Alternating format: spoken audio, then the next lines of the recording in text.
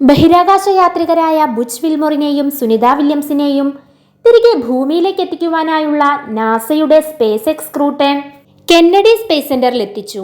ബുധനാഴ്ച വിക്ഷേപിക്കുവാനായുള്ള തയ്യാറെടുപ്പിന്റെ ഭാഗമായാണ് നാസയുടെ സ്പേസ് എക്സ് ക്രൂട്ടൺ ഫ്ലോറിഡയിൽ എത്തിച്ചത്.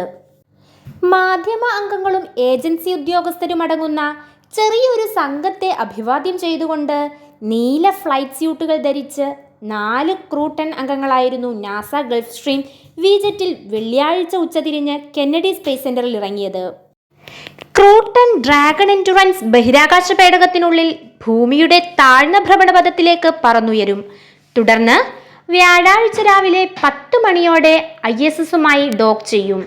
ഡോക്കിങ്ങിന് ശേഷം എക്സ്പെഡിഷൻ 72ലെ 7 അംഗ സംഘം ക്രൂട്ടണിനെ സ്റ്റേഷനിലേക്ക് സ്വാഗതം ചെയ്യും. തിരികെ ഭൂമിയിലേക്ക് വരുന്ന ക്രൂ 9 അംഗങ്ങളുമായി ശാസ്ത്ര പ്രവർത്തനങ്ങളിലെ കൈമാറ്റം നടത്തിയതിനു ശേഷം നാസ ബഹിരാകാശ യാത്രികരായ Nick Hague, Sunita Williams, Butch Wilmore, Roscosmos cosmonaut Alexander Gorbunov എന്നിവർ ബഹിരാകാശ നിലയത്തിൽ നിന്ന് അൺഡോക്ക് ചെയ്ത് ഭൂമിയിലേക്ക് മടങ്ങും. നാസയുടെ സ്പേസ് എക്സ് ക്രൂട്ടൺ താഴ്ന്ന ഭൂമിയുടെ ഭ്രമണപഥത്തിനപ്പുറം മനുഷ്യ പര്യവേക്ഷണത്തിനായി തയ്യാറെടുക്കുന്നതിനും ഭൂമിയിലെ മനുഷ്യരാശിക്ക് പ്രയോജനം ചെയ്യുന്നതിനുമായി പുതിയ ശാസ്ത്രീയ ഗവേഷണം നടത്തും.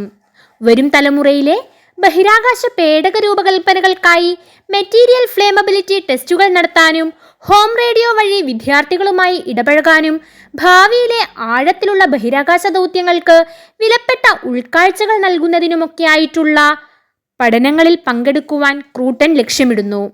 അതുപോലെ തന്നെ ബഹിരാകാശ യാത്രികർ 24 വർഷത്തിലേറെയായി തുടർച്ചയായി താമസിക്കുകയും ജോലി ചെയ്യുകയും ചെയ്തിട്ടുള്ള ബഹിരാകാശ നിലയത്തിന്റെ ഉപയോഗം പരമാവധിയാക്കാനും സാങ്കേതിക വിദ്യകൾ പരീക്ഷിക്കാനും ഗവേഷണങ്ങൾ നടത്തുവാനുമൊക്കെയായി പ്രയോജനപ്പെടുത്തുന്നു.